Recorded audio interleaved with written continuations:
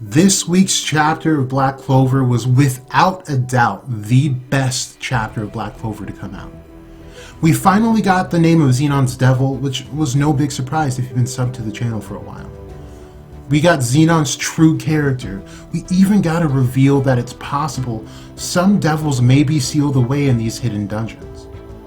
But the biggest reveal for me was the introduction of Xenon's best friend, Alan.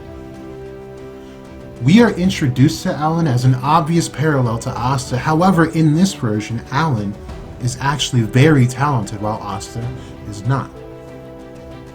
To start, Alan actually has magic and his attribute is fire. Xenon and Alan both strive to become guard captain for their kingdom, but tragedy strikes when they were sent on a mission to a dungeon that revealed itself. Unbeknownst to them, there was a devil sealed away within it.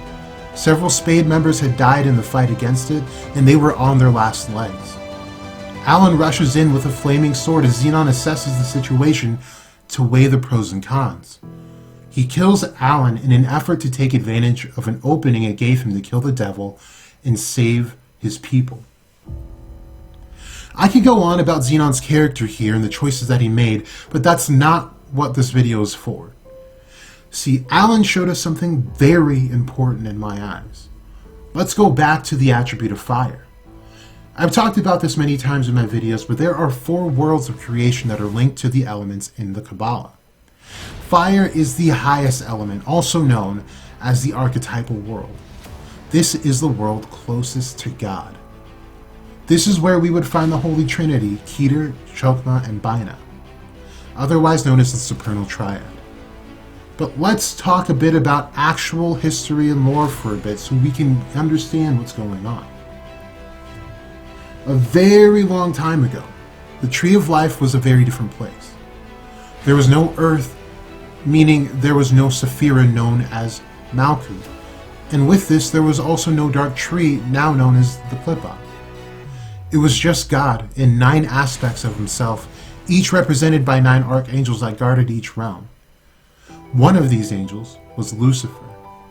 In a lot of Christian Catholic lore, you are taught to believe that Lucifer was the highest archangel along with his brother Michael.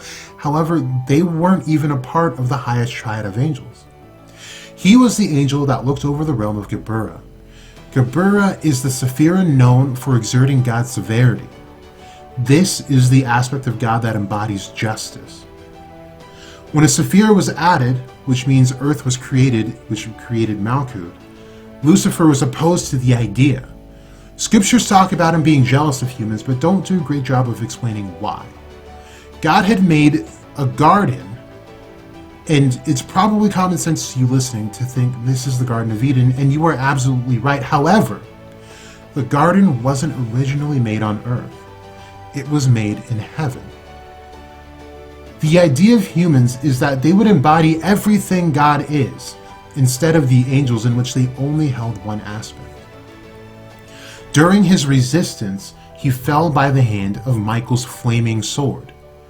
Satan fell from a spot and created a space, a void.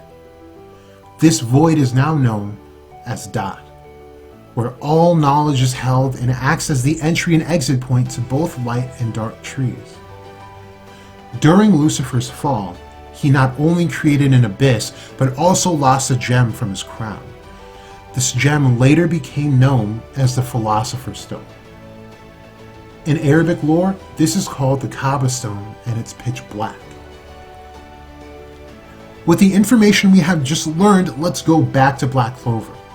Alan has a flaming sword, and while that doesn't seem too noteworthy, let's put some pieces together from the series. We know that flame magic isn't exactly the rarest attribute, especially in the Spade Kingdom, but what is rare is sword magic.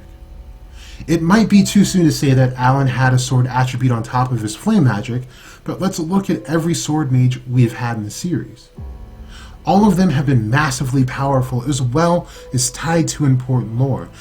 Let's remember the light that God passes down through the Tree of Life is known as the Path of the Sword, as I explained in my analysis of the Elf and Spade arc. Not only this, but every one of them have had 4-leaf grimoires. In Asta's case, 5. Look at Alan's grimoire.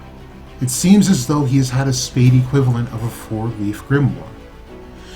Four-leaf may just seem to be linked to more divine elements of the story. So if we take this, what I see is the flaming sword of Michael. To go along with all of this, the chapter made it seem as though going to dungeons was a somewhat common mission, making the appearance of a devil especially surprising. My question is, what were they doing in those dungeons? What were they after? Flash forward to Nox's family. Nox's father hands Nox a relic that contains the Supreme Devil Lucifugus. At first glance, the bracelet that Nox's father hands to him looks like it has an empty space, but upon further analysis, it looks as though it has a pitch black stone. Could this be the pitch black stone that fell from Lucifer's crown upon his fall due to a strike from Michael's flaming sword? My question is if this was found in a dungeon. This also means that this Supreme Devil had been submitted by a mage at some point in time, which begs the question, exactly who was strong enough to subdue a Supreme Devil in a devil binding ritual? The rest I leave up to you. Stay goated. This has been Jack Oates to Goat. You either know or you don't.